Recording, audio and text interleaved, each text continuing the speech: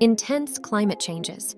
Some believe that ongoing climate changes could lead to a catastrophic scenario, causing rising sea levels, extreme weather events, and loss of biodiversity. The collapse of ecosystems could have significant impacts on human life and civilization as we know it. Cosmic events. Theories such as Earth colliding with a large asteroid are discussed as potential extinction events. While the probability of such collisions is low in any short period of time, they are still considered possible. Uncontrolled technological advances.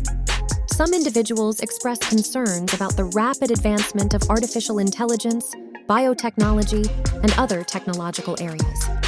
The fear is that creating highly powerful and poorly regulated technologies could lead to uncontrollable consequences, such as the release of man-made pathogens or the loss of control over superintelligent AI systems.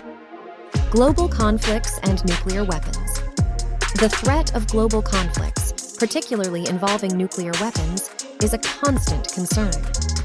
The inadvertent or intentional use of nuclear weapons could have devastating consequences for civilization and the environment.